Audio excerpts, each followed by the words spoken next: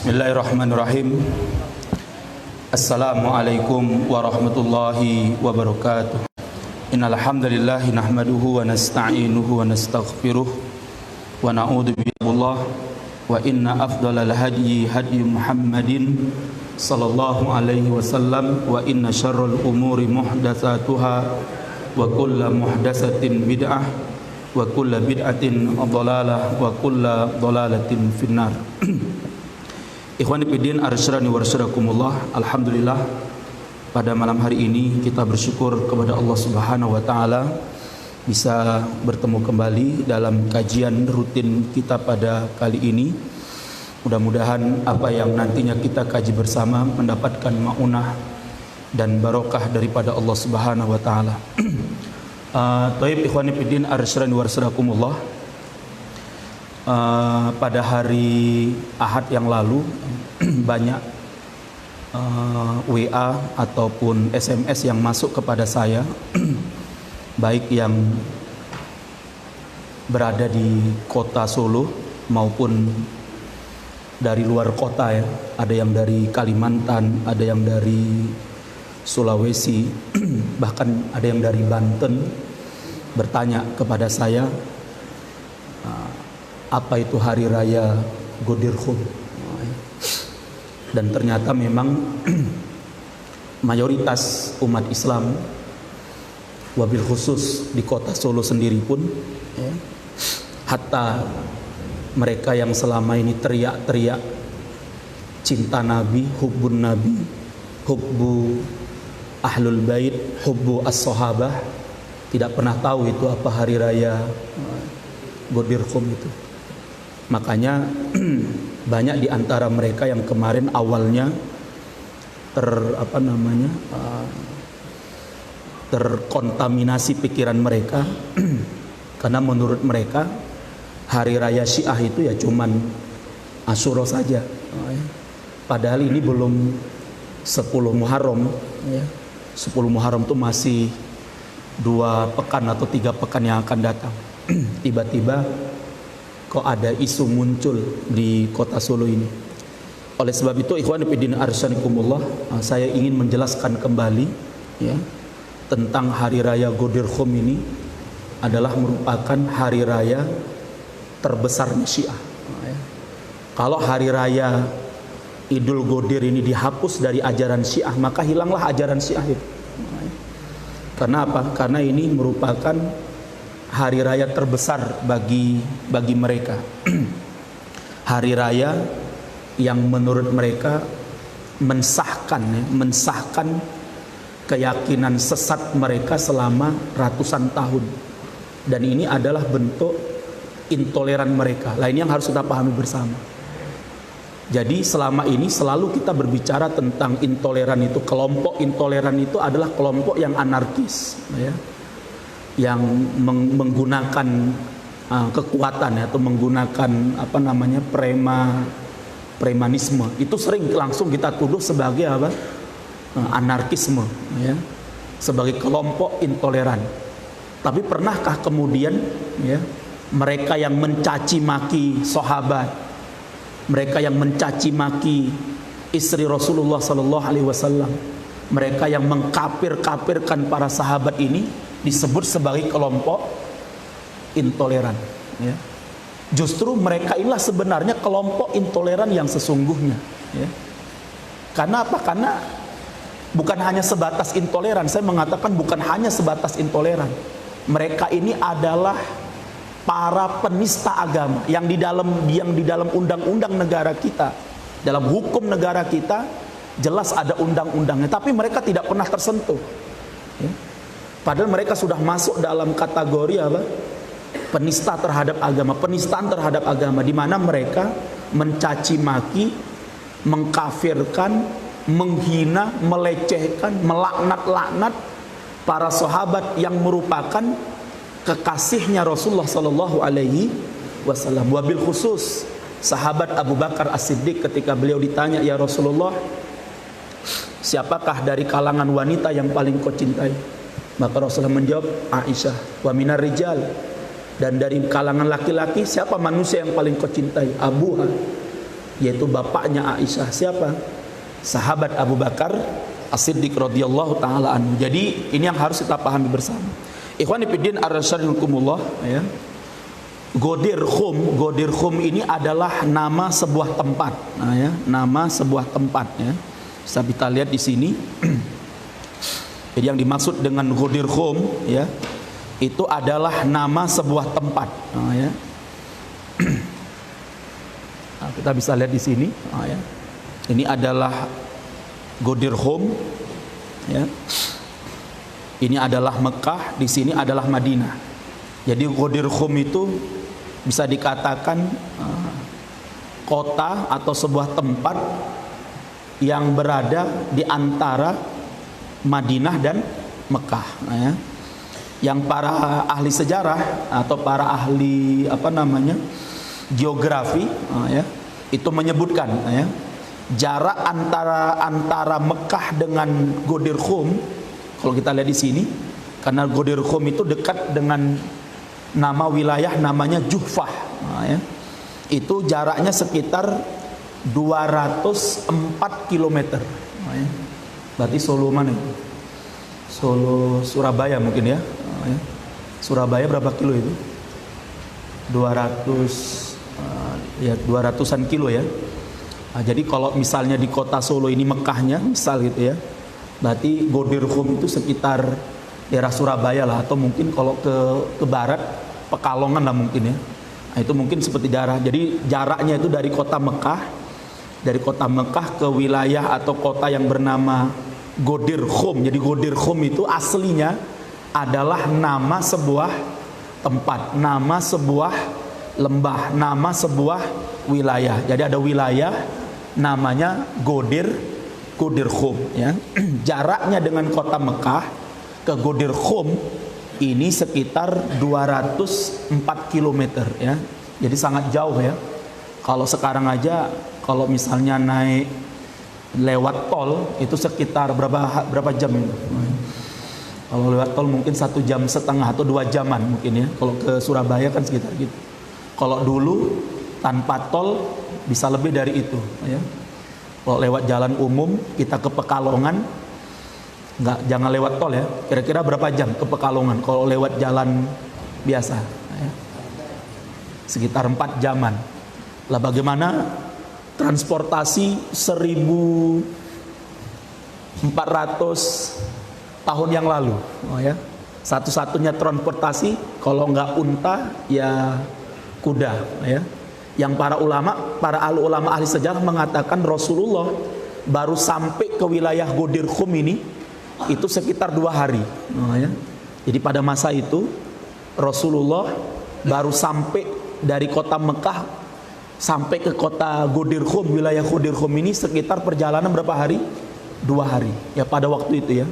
Jadi sudah perjalanan 2 hari baru Rasulullah sampai di Ghadir Khum. Kalau ke Madinah, perjalanan ke Madinah itu sekitar 6 hari, ya. Makanya kenapa kemudian ketika di kota Mekah terlihat hilal pada masa itu, kaum muslimin di Madinah yang belum melihat hilal tidak mengikuti puasanya orang-orang yang ada di Mekah, karena nggak mungkin. Misalnya malam hari, ya, misalnya habis sore misalnya kayak gini, ya. Tadi orang Mekah melihat hilal, kemudian apa? Mereka menyaksikan telah kelihatan hilal di kota Mekah. Maka kemudian mereka mengirim utusan menuju kota Madinah supaya orang-orang Madinah bisa ikut berpuasa besok hari. Nggak mungkin. Kenapa? Kalau pakai kuda tercepat itu 6 hari baru sampai kota Madinah. Berarti puasanya kapan itu berarti? Paham nggak maksudnya ini, ya? Jadi makanya ketika suatu hari, ya, Quraib, ya, itu ditanya oleh orang Mekah, kalian puasa Ramadannya hari apa? Oh, kami hari Jumat misalnya, gitu kan. Kemudian kami hari Kamis, ya, kami hari Sabtu, ya, puasa Ramadannya. Adapun kami di Mekah itu hari Jumat lah. Kata Quraib, kami tidak mengikuti Mekah karena nggak mungkin, ya. Karena kami melihat hilal di kota kami sendiri, gitu loh. Karena kalau ngikuti Mekah, ya, dan waktu itu orang Mekah ngirim utusan ke kota Madinah, bahwa di Mekah sudah terlihat apa? Hilal. Padahal orang Mekahnya baru nyampe berapa hari? 5 hari setelah terlihat hilal. Berarti sudah kelewatan berapa hari Ramadan? Lah dari sinilah kemudian muncul kemudian pendapat para ulama bahwa setiap negara itu memiliki tempat matlaknya sendiri. Ya kita nggak bisa ngikuti kota Mekah gitu ya. Jadi kalau kota Mekah sudah terlihat, di Indonesia belum terlihat, ya sudah kita manutnya di mana? Di Indonesia. Karena dulu saja orang yang terlihat di Mekah, kota kaum muslimin yang di Madinah pun tidak mengikuti apa? Saum Ramadan yang ada di kota Mekah. Toib, ini yang harus kita perhatikan. Lah kenapa kemudian wilayah Ghodir Khoum ini menjadi penting dalam catatan sejarah Islam, ya, karena ada peristiwa yang sangat mulia, sangat agung terjadi di wilayah yang bernama apa? Ghodir Khoum ini, yang kemudian peristiwa ini diklaim oleh Syiah secara kadzban wa buhtanan, secara dusta, ya. Mereka mengklaim, ya, pada peristiwa ini kita akui dan ini adalah sejarah Islam, ya. Jadi kalau orang-orang Syiah mengklaim bahwa Ahlus Sunnah terutama Wahabi itu menghapus atau menghilangkan jejak sejarah Ghodir Khoum, ini adalah dusta, ya. Coba kita baca dalam buku-buku sejarah yang ditulis oleh para ulama-ulama sejarah Islam, semuanya menyebutkan peristiwa tentang apa? Ghodir Khoum. Karena memang peristiwa itu sejarah yang terjadi di kalangan umat Islam dan ini sebuah peristiwa yang sangat bersejarah. Tetapi yang didustakan oleh kaum muslimin, yang didustakan oleh Ahlus Sunnah adalah klaim Syiah bahwa Ghodir Khoum, peristiwa yang terjadi di Ghodir Khoum itu adalah deklarasi dan penetapan Rasulullah terhadap sahabat Ali sebagai calon apa? Pemimpin. Itu yang ditolak secara terang-terangan, secara nyata oleh kaum muslimin. Karena apa? Karena peristiwa itu tidak pernah terjadi. Artinya deklarasi bahwa Rasulullah telah menetapkan Ali sebagai pemimpin yang sah setelah beliau wafat, dengan peristiwa Ghodir Khoum itu adalah sebuah klaim yang dusta, klaim yang tidak benar. Nah, ini yang harus kita berjadikan. Tetapi Syiah, karena Syiah ini nggak punya dalil, Pak, ya. Jadi Syiah itu nggak punya dalil yang sorry, yang apa namanya, yang bisa dikatakan apa, qati, dalil yang pasti bahwa apa, Ali telah ditunjuk secara pasti oleh Rasulullah sebagai apa? Pemimpin. Itu tidak punya dalil. Hanya mereka mencomot dalil-dalil tertentu, ayat-ayat tertentu, hadis-hadis tertentu, peristiwa-peristiwa tertentu untuk apa? Memperkuat kedustaan dan kebohongan mereka. Baik, kita lihat dari sini bagaimana intolerannya kelompok Syiah ini. Kita lihat di sini, ya. Dalam beberapa buku mereka, ini kita lewati, kita lihat di sini, ya. Ya, ini salah satu buku yang ditulis oleh Asy-Syirazi, ya. Kita lihat apa ditulis sama dia. Aidul Ghodir a'dhamul a'yadi fil Islam. Nah, ya. Jadi dia menulis sebuah buku dengan judul bahwa hari raya Ghodir itu adalah hari raya terbesar di dalam Islam, ya. Jelas ini adalah penistaan terhadap agama. Karena umat Islam sudah sepakat hari rayanya umat Islam itu cuma berapa?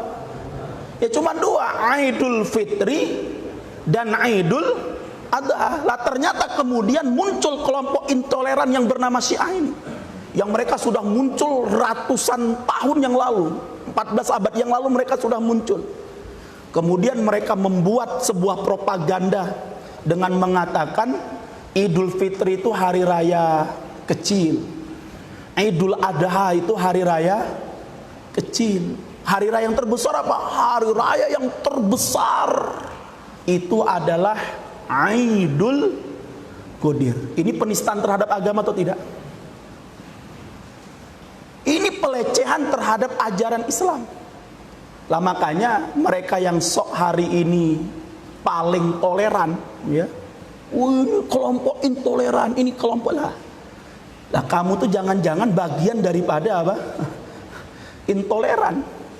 Karena apa? Karena ketika ada orang yang mengklaim bahwa hari raya Ghadir-Khum itu sebagai hari raya terbesar di dalam Islam, yang dengan Ghadir-Khum inilah mereka kemudian mengklaim bahwa Ali bin Abi Thalib secara nassun sharih dan perbuatan yang sharih oleh Rasulullah telah dibaiat dan dideklarasikan sebagai apa? Khalifah. Berarti kesimpulannya kata mereka sebagai konsekuensi dari peristiwa Ghadir-Khum ini berarti apa? Sahabat Abu Bakar, sahabat Umar, sahabat Utsman ini tidak sah menjadi khalifah. Bukan hanya itu saja. Kemudian mereka mengklaim sahabat Abu Bakar, sahabat Umar dan sahabat Utsman telah merampas haknya Ali bin Abi Thalib. Bukan itu saja. Mereka menuduh sahabat Abu Bakar, sahabat Umar dan sahabat Utsman telah melanggar nas, telah mengkhianati nas. Sahabat Abu Bakar telah mendustakan nas yang jelas tentang kepemimpinan Ali. Sehingga kata mereka bahwa konsekuensinya berarti Abu Bakar, Umar dan Utsman kafir. Ini penting untuk kita perhatikan. Jadi Ghadir-Khum ini bukan hari raya biasa, Pak. Ini hari raya di mana Syiah menghujat para sahabat.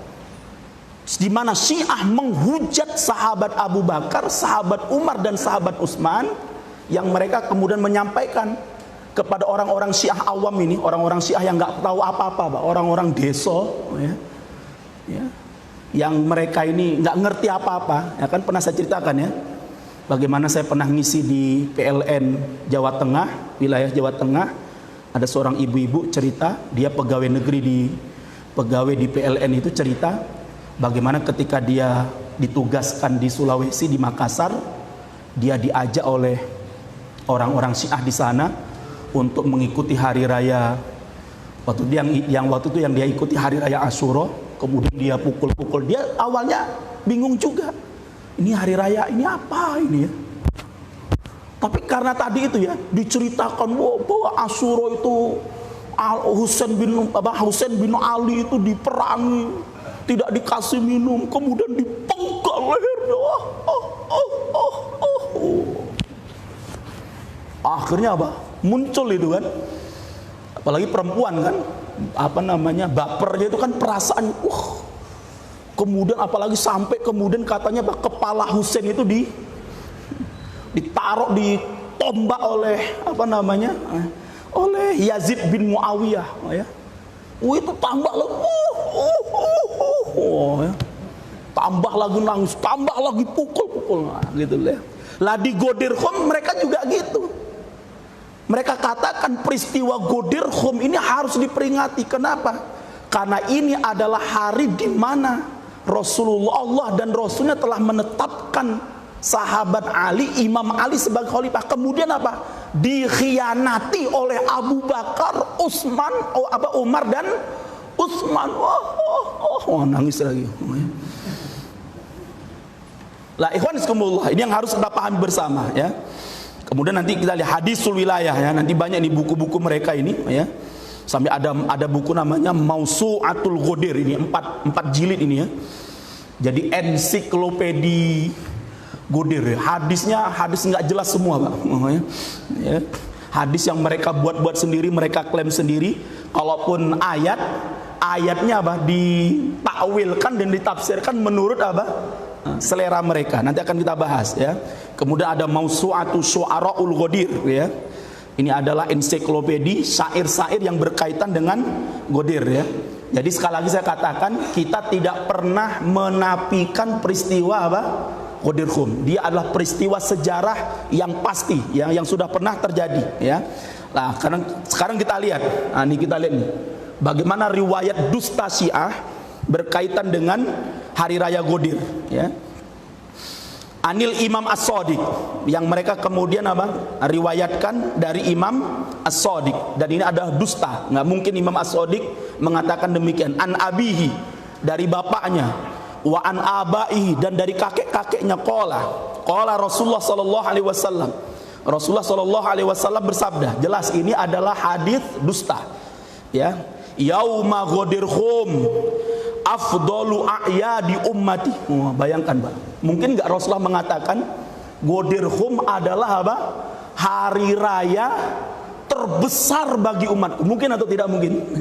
Enggak mungkin Rasulullah ngomong kayak gini. Faktanya apa? Ada hadis yang jelas sahih. Ketika Rasulullah datang ke kota Madinah, para sahabat lapor, "Ya Rasulullah, dulu sebelum kami menganut Islam, sebelum kami beriman kepada Allah dan Rasulnya, kami memiliki 2 hari raya di Yathrib ini, yang di dalamnya kami bersenang-senang, kami bergembira, makan dan minum, memakai pakaian yang bagus. Bolehkah kami setelah beriman kepada Allah dan Rasulnya, setelah kami memeluk Islam, merayakan 2 hari raya yang dulu ketika kami kafir jahiliyah merayakan hari raya itu?" Maka apa kata Rasulullah? "Laqad afdalakumullah khairam minhuma." Sungguh kata Rasulullah, Allah telah menggantikan untuk kalian 2 hari raya yang lebih baik daripada hari raya itu. Apa itu kata Rasulullah? Aidul Fitri wa Aidul Adha. Yang kedua, bukti bahwa ini dusta, Pak. Kalau itu hari raya terbesar, pastinya Rasulullah merayakan hari raya Ghadirhum. Bayangkan, masa hari raya terbesar Rasulullah nggak pernah apa? Ghadirhum. Para sahabat, hatta sahabat Ali pun tidak pernah hari raya Ghadirhum. Apalagi imamnya Syiah yang delik di dalam goa hantu itu. Kapan Ghadirhumnya? Lah ini yang harus kita perhatikan. Ya, tapi mereka kemudian berani berdusta, ya. Makanya sekali lagi saya katakan, orang-orang Syiah ini adalah para pendusta. Ya, jadi kalau terhadap Rasulullah saja mereka berani berdusta, mereka berani membuat hadis-hadis dusta atas nama Rasulullah, apalagi mung berita, ya. Paham ya? Apalagi mung berita neng media-media sosial. Atas nama Rasulullah saja mereka berani berdusta kok. Atas nama Rasulullah yang ancamannya jelas. Apa kata Rasulullah? Man kadzdzaba alayya muta'ammidan falyatabawwa maq'adahu minan nar. Ancamannya jelas. Siapa yang berdusta atas namaku, kata Rasulullah, secara terang-terangan, maka apa kata Rasulullah? Siap-siap ngambil tempat duduknya di mana? Hadis yang jelas ada ancaman, Pak. Orang Syiah nggak pernah gubris itu. Berapa banyak dusta hadis-hadis Syiah atas nama Rasulullah. Sampai mereka mengatakan, qala Rasulullah man tamatta'a marratan. Barang siapa yang kawin mut'ah sekali, fadarojatuhu kadarojatil Husain. Barang siapa yang mut'ah 2 kali, maka derajatnya sama dengan Hasan. Siapa yang mut'ah 3 kali, derajatnya sama dengan Imam Ali. Dan siapa yang kawin mut'ah 4 kali, kata Rasulullah, derajatnya sama dengan aku juga. Berani mereka berdusta atas nama Rasulullah. Itu atas nama Rasulullah, Pak. Apalagi mung atas nama media sosial yang gak jelas pemiliknya siapa, apalagi pemiliknya orang munafik, apalagi pemiliknya orang kafir.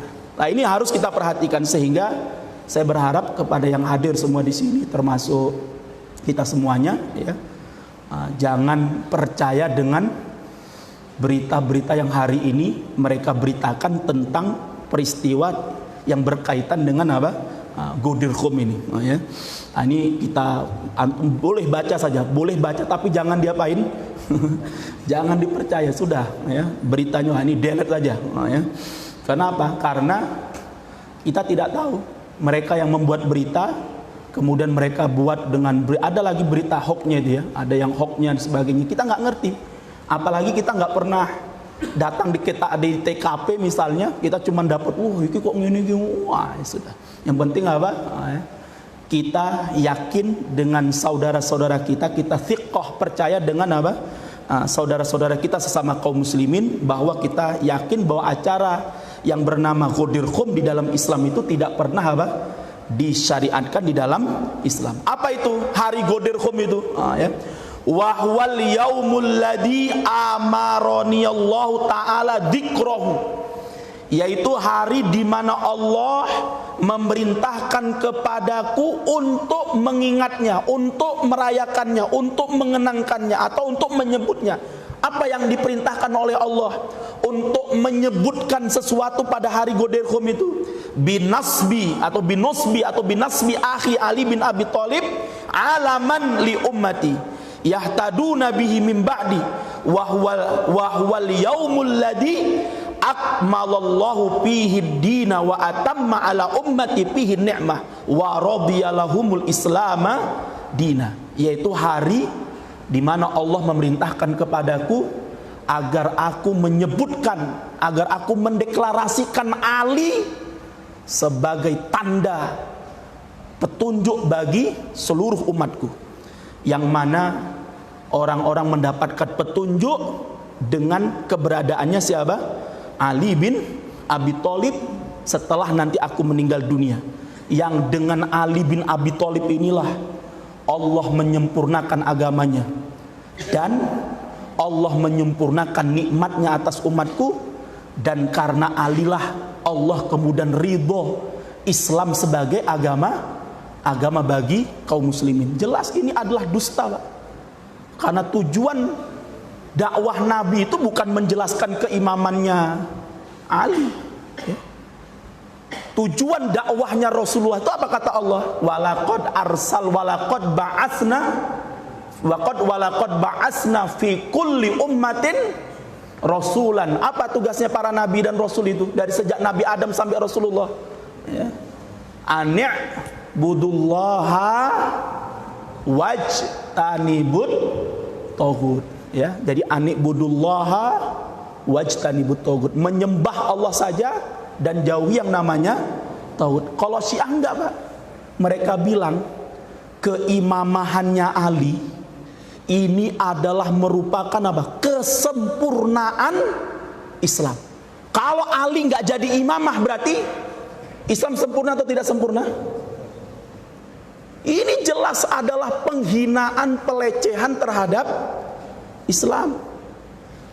Terbuktinya apa? Faktanya setelah Rasulullah Shallallahu Alaihi Wasallam wafat, sahabat Ali jadi imamah atau tidak? Jadi khalifah atau tidak sahabat Ali? Tidak. Berarti kalau sahabat Ali nggak jadi khalifah setelah Rasulullah wafat, berarti Islam sempurna atau tidak sempurna? Berarti dalam pandangan Syiah, Islam tidak sempurna. Kapan sempurnanya Islam? Ketika sahabat Ali jadi khalifah, kemudian anaknya, putranya, sahabat Hasan. Setelah sahabat Hasan nggak ada lagi yang jadi khalifah, berarti sempurna nggak lagi Islam, ya. Makanya apa kata si bukan Ayatullah ya, terlalu mulia, Khomeini, Maka apa kata Khomeini? Ya, dia mengatakan Rasulullah telah gagal menyampaikan risalah kenabian. Bayangkan, Pak, ya. Jadi sahabat Ali itu nggak jadi imam setelah Rasulullah wafat. Dituduh secara dusta oleh Khomeini kalau Rasulullah telah apa? Telah gagal mendakwahkan Islam. Kenapa? Karena setelah Rasulullah wafat, yang jadi khalifah bukan siapa? Bukan Ali, tapi siapa? Sahabat Abu Bakar. Sebenarnya yang gagal itu bukan Rasulullah, yang gagal awakmu gitu. Gagal pikiran, gagal paham, ya. Gagal otakmu di dalam memahami apa? Islam, ya. Islam itu telah sempurna, ya. Diangkatnya Ali jadi khalifah setelah Rasulullah wafat atau tidak, Islam telah apa? Sempurna. Lah ini yang harus kita perhatikan, ya. Dan kesempurnaan Islam itu sudah tersempurna. Buktinya apa? Sahabat Abu Bakar, Umar, Utsman, kemudian sahabat Ali menjadi khalifah. Sempurna itu ajaran Islam itu.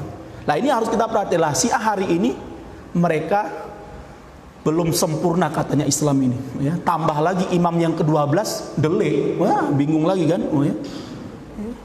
Terus gimana? Jadi kadang-kadang saya terus terang bayang, supaya orang-orang Syiah ini ya Mbok mikir ngono ya. Terus gimana mereka mau menyempurnakan Islam itu? Sedangkan imamnya yang ke-12 di mana? Nggak keluar-keluar dari gua sama berapa tahun coba?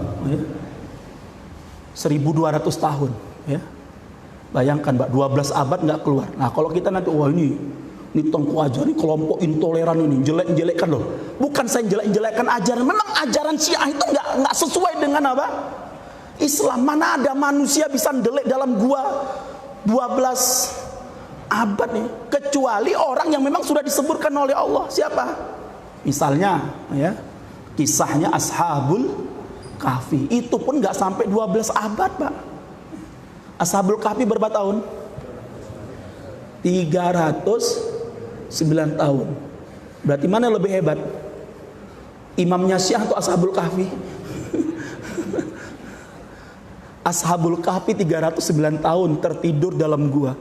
Imamnya Syiah 12 abad. 1200 tahun. Karena apa? Deliknya itu tahun 260-an Hijriah, 230-an Hijriah ya. Ketika Imam Hasan kan kemarin sudah kita pernah kita tunjukkan filmnya itu kan ya. Nah, film bahwa Imam Hasan Al-Askari itu apa? Punya istri yang kemudian apa? Istrinya kemudian melahirkan seorang imam terakhir yang disebut dengan Muhammad bin Hasan Al-Askari, yang dikenal oleh mereka sebagai Imam Al-Muntadir ya. Imam Al-Muntadir ya kan, Muntadir, Imam apa? Al-Muntadir, atau disebut dengan Sahibuz Zaman. Padahal ahli sejarah Syiah dengan terang mengatakan yang namanya Imam Hasan Al-Askari dan istrinya, ketika Imam Hasan Al-Askari meninggal, Imam Hasan Al-Askari tidak memiliki seorang anak pun yang bisa mewarisi apa? Keimamahan Syiah itu yang diklaim oleh Syiah. Itu bukan yang berbicara, bukan ahlu sunnah. Makanya salah satu daripada salah satu daripada tokoh Syiah ini, dia mentertawakan ajaran Syiah itu penuh dengan apa? Kebohongan. Dulu kan pernah kita bahas itu ya. Jadi salah satu-satunya orang yang menjadi saksi kelahirannya Imam Hasan Al-Askari, Imam Muhammad bin Hasan Al-Askari ini, itu adalah bibinya Muhammad bin Hasan Al-Askari ya. Jadi adik kandungnya Imam Hasan Al-Askari yang namanya Hakimah ya. Yang ternyata ketika kemudian dikaji itu sejarahnya Muhammad bin Hasan Al-Askari, itu ternyata nggak ada keturunan Hasan Al-Askari dari sebelumnya. Itu yang namanya apa? Hakimah. Jadi yang namanya Hakimah itu nggak pernah lahir. Lantas bagaimana mungkin orang yang nggak pernah lahir menyaksikan orang yang lahir gitu loh? Terus biar coba itu. Yang jelas ajaran Syiah itu dibangun di atas apa? Khoyali apa ya? Khayalan, fiktif sebenarnya. Tapi karena yang ikuti Syiah itu orang awam ya, pokoknya imam kita ini imam yang hebat, dia memiliki ilmu goib, ngerti goib, bahkan dia sendiri goib. Terus piye juga itu? Lah namanya orang awam ya. Jangankan itu Pak, yang namanya orang awam itu telek kebu itu barokah. Telek kebu itu sesuatu yang itu gelem kok. Buktinya ada nggak? Yang ngalap telek kebo? Paham? Padahal yang bicara itu bukan ulama loh. Coba siapa yang mengatakan telek kebo itu barokah? Coba ada ustadz atau enggak kira-kira? Nggak ada kan? Ada kiai yang bicara, yang mengatakan di mana-mana kalau nanti datang malam syuro, ibu-ibu semuanya keluar, golek telek. Ada kiai yang ngomong kayak gitu? Nggak ada Pak. Ada mubalik yang ngomong kayak gitu? Ada ustadz yang ngomong kayak gitu? Ada habaib yang ngomong kayak gitu? Yang ngomong itu kan orang-orang yang nggak punya agama kan? Tapi orang awam percaya atau tidak? Percaya. Buktinya setiap malam syuro ribuan orang keluar siap-siap. Dan mungkin sebelum berangkat sudah berdoa, ya Allah mudah-mudahan malam ini kebunya sakit perut, mules, biar teleknya mencret, oke. Padahal itu yang ngomong itu bukan ahluddin, bukan kiai, bukan ulama, bukan habaib, bukan ustadz, bukan mubalik, bukan dai. Orang awam percaya. Bukan hanya orang awam biasa, Pak. Ya, bahkan mereka yang pakai jilbab, pakai kolan suah, kopiah, pakai baju koko yo takon ngono. Apalagi yang ngomong bahwa imam kita itu delik dalam goa, dia terpaksa harus delik. Itu orang yang memiliki gelar apa? Habaib, sayyid. Katanya sebagai dzurriyyatun Nabi. Wah, orang awam lebih, wah iki jelas, wah mantep. Wah. Padahal bagaimana mungkin ya imam Syiah yang ke-12 masuk ke dalam gua, yang gua itu sangat jauh dari rumahnya, ya. Lah terus kesananya lewat apa gitu loh, ya. Ngerangka atau ngelundung kan gitu kan ya. Ini kan sebenarnya nggak masuk akal, Pak. Tapi orang-orang Syiah awam-awam itu nggak pernah diceritakan. Yang penting apa? Didoktrin. Pokoknya apa? Jelas ini adalah sesuatu yang bertentangan dengan apa? Islam. Lah makanya ikhwani fillah, makanya jelas di sini ya. Jadi mereka mengatakan keimamahannya sahabat Ali ini itu kaitannya dengan apa? Kesempurnaan ajaran Islam. Karena setelah Rasulullah mendeklarasikan ya, membaiat sahabat Ali, man kuntu maulahu fa aliyun maulahu, barulah kemudian turun ayat surah Al-Maidah ayat 3, al yauma akmaltu lakum dinakum. Padahal apa? Jelas ini adalah klaim dusta. Karena para ulama tafsir sepakat, al yauma akmaltu lakum dinakum wa atmamtu alaikum nikmati wa raditu lakumul Islam madinah. Turunnya di mana? Turunnya adalah pada hari Arafah. Tapi orang Syiah memaksa, pokoknya ayat ini tidak turun di hari Arafah, tapi turunnya di mana? Di Ghadir Khum. Lah Bapak sekalian yang mudah-mudahan dimuliakan oleh Allah. Jadi jelas Pak, ajaran Syiah ini adalah ajaran yang intoleran, ya, dan ajaran yang memicu timbulnya konflik horizontal. Ya, makanya para ulama-ulama kita di Indonesia ini sudah mengingatkan pemerintah Indonesia, ya, sudah mengingatkan dari kepolisian, sudah mengingatkan dari pihak TNI, sudah diingatkan, ya, kalau Syiah diberi ruang, kalau Syiah diberi tempat oleh pemerintah, dilindungi oleh pemerintah, ini pasti setiap tahunnya akan terus terjadi apa? Akan menimbulkan apa? Konflik. Ya. Kasus tahun 2000 berapa itu di mana namanya? Di Madura, ya. Yang sampai hari ini sudah berakhir atau belum? Belum, Pak. Ya. Sampai sekarang orang-orang Syiah di Madura itu, ya, yang sekarang diusir oleh kaum muslimin di sana, sampai hari ini belum boleh kembali ke kampung halaman mereka selama mereka masih yakin dengan ajaran apa? Syiah mereka. Dan dedengkotnya tokohnya yang bernama Tajul Muluk itu jelas di pengadilan sudah diponis dia bersalah karena dia mengajarkan kepada pengikutnya mencaci maki. Siapa yang terima, Pak? Ya.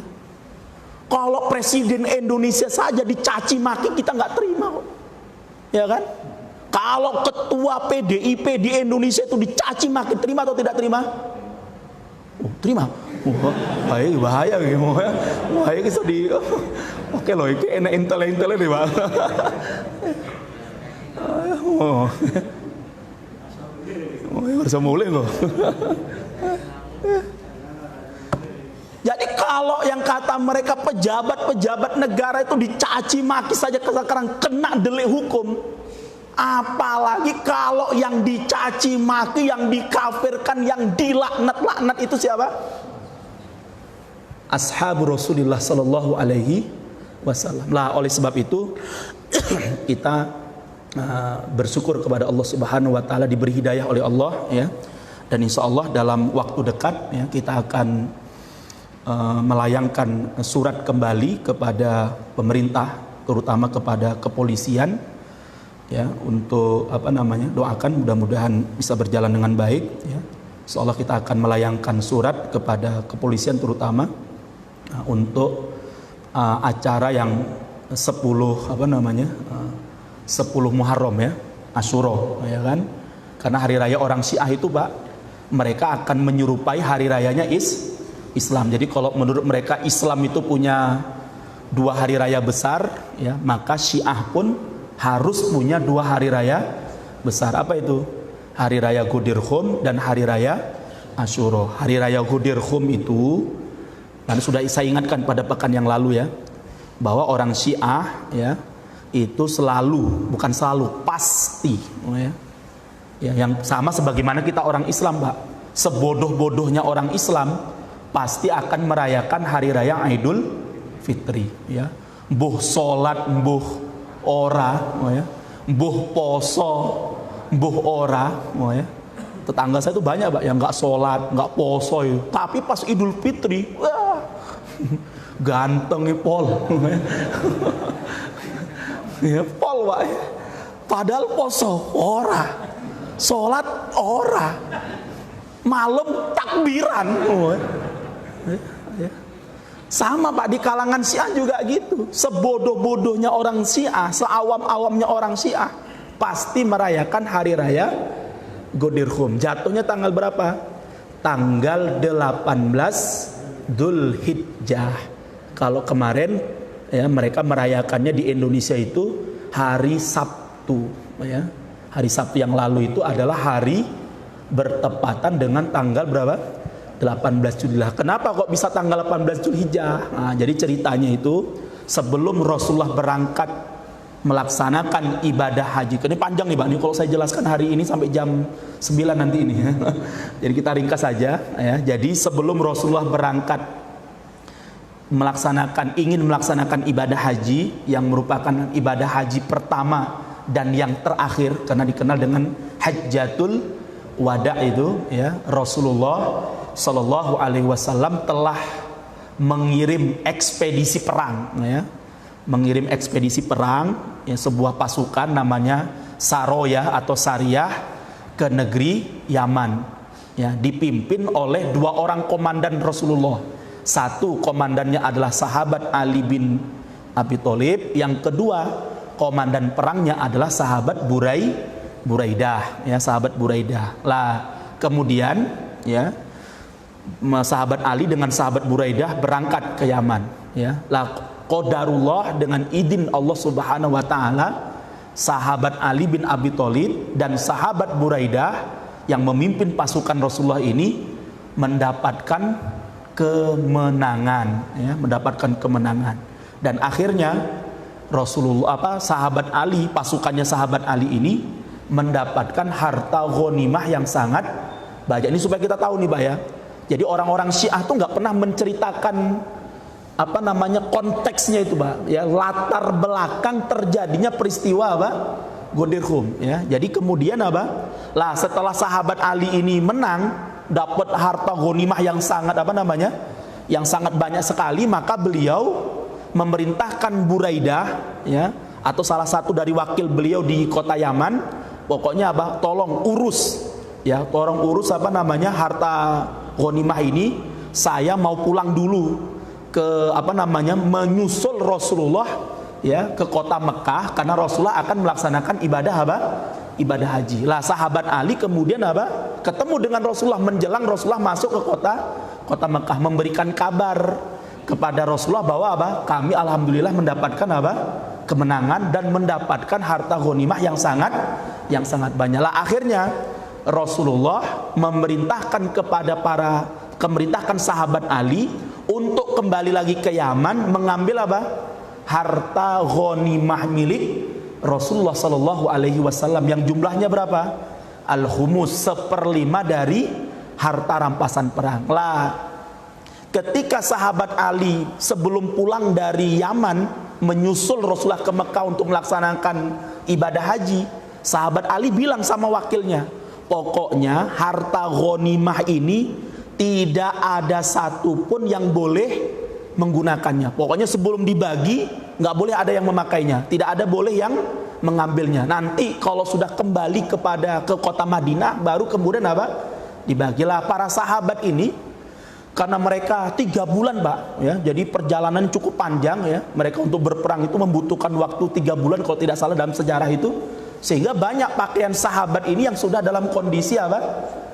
Kusut, tidak layak, yang akhirnya kemudian apa? Minta kepada wakilnya sahabat Ali, kami mintalah baju ya. Baju kami ini udah nggak layak. Masa kami mau pulang ke kota Madinah nemui ya, istri kami, apalagi ini sekarang masih dalam hari raya Idul Idul Adha ya. Kami pulang dalam kondisi pakai baju yang tidak layak. Akhirnya apa? Wakilnya ngomong, nggak boleh. Sahabat Ali nggak membolehkan. Pokoknya nanti kalau sudah dibagi baru kau. Nggak bisa. Pokoknya kami minta. Ya, akhirnya apa? Ya, sama wakilnya diberikan. Lah, ketika mereka sudah memakai baju ya, baju rampasan perang ini, padahal tidak diperbolehkan oleh sahabat Ali bin Abi Thalib. Lah, akhirnya ketika mereka pulang menuju kota Madinah, sahabat Ali juga menyusul mereka ke Yaman, ketemu di tengah jalan. Loh, kalian bajunya bagus-bagus? Ini baju dari mana ini? Nah, wakilnya sahabat Ali bilang, ini baju dari harta dulu. Kan sudah saya bilang, jangan apa? Dipakai dulu, jangan dibagi dulu, karena belum ada haknya. Nanti kalau sudah dibagi, ayo sekarang lepas semuanya, pakai baju kalian yang lama. Wah. Lah, disinilah kemudian kata sahabat Buraidah ya, muncul sahabat-sahabat yang waktu itu apa? Merasa tidak enak dengan sahabat Ali. Sahabat Ali kok kayak gini, kita pakai baju masa nggak boleh, padahal kita yang perang gitu kan ya, masa nggak boleh. Akhirnya apa? Mereka ganti baju, kemudian pakai baju mereka yang lama, kemudian apa? Baju yang baru yang tadi bekas rampasan perang dikembalikan kepada sahabat Ali, dimasukkan dalam karung lagi. Lah, akhirnya terjadilah apa? Tahu ya, umi-umi ya, sahabat Ali ini nggak adil macam-macam. Lah, ditambah lagi ya, ternyata besok paginya mereka mendapatkan sahabat Ali baru selesai mandi junub. Lah, ternyata sahabat Ali mengambil haknya beliau dari seorang apa? Wanita bagian rampasan perang yang paling cantik. Wah, mereka ngomong, awake dhewe ora oleh kono oleh. Nah, gitu loh Pak. Paham maksudnya ya? Nah, ya, ini bukan berarti kita ini peristiwa supaya kita tahu ya. Kita pakai baju aja nggak boleh, kok malah sahabat Ali, ya, malah sudah ngambil budak perempuan, sing diambil, sing paling ayu. Wah ya, wah sahabat Ali ini nggak adil ini. Awake dhewe make baju aja ora oleh, kono malah wis mandi junub. Wah ya, wah. Akhirnya mungkin makin ini Pak, sahabat makin, wah ini sahabat Ali udah ya. Lah, ketika mereka pulang ke kota Madinah, sampailah di wilayah mana? Ghadir Khum pada tanggal 18 Dzulhijjah. Lah, Rasulullah pun di tanggal yang sama juga sampai di wilayah yang namanya apa? Ghadir Khum. Ketemu Pak. Jadi pasukan yang baru pulang dari Yaman ketemu dengan Rasulullah di mana? Di sebuah tempat namanya Ghadir Khum. Tanggal berapa? 18 Dzulhijjah. Lah, kira-kira apa yang terjadi? Pasti langsung para sahabat apa? Lapor sama Rasulullah. Ya Rasulullah, ini sahabat Ali nggak bener nih Rasulullah. Ya. Masuk gini-gini wah. Lah Rasulullah melihat, wah ini nggak bener ini. Ini kalau dibiarkan, ini akan muncul bentuk kebencian dan permusuhan sahabat kepada siapa? Sahabat Ali. Padahal apa yang dilakukan oleh sahabat Ali itu benar. Kenapa? Atas perintah siapa? Rasulullah. Bahkan kata Rasulullah, Ali boleh mengambil lebih dari itu. Artinya kalau bukan hanya satu perempuan saja, satu budak ya, satu budak wanita, lebih dari itu pun sahabat boleh, Ali boleh. Kenapa? Karena itu atas perintah diriku. Ini Rasulullah melihat ada gejala-gejala ketidakbaikan dalam diri sahabat yang mereka mulai apa? Membenci dan tidak suka kepada sahabat Ali. Maka akhirnya apa? Agar peristiwa ini tidak terjadi terus-menerus, karena ini akan menimbulkan kemunafikan di dalam hati kaum muslimin ya terhadap Rasulullah dan ahlul bait beliau, maka disitulah Rasulullah kemudian apa? Mendeklarasikan di hadapan para sahabat. Apa deklarasinya? Man kuntu maulahu fa aliyun maulahu. Siapa yang menjadikan aku orang yang dia cintai, orang yang dia muliakan, maka muliakanlah siapa? Sahabat Ali. Cintai sahabat Ali, jangan benci sahabat Ali, jangan musuhi sahabat Ali. Itu peristiwanya, Pak. Jadi nggak ada kaitannya dengan apa? Eksekusi, kekhalifahan, keimamahan dan kepemimpinan. Tapi Syiah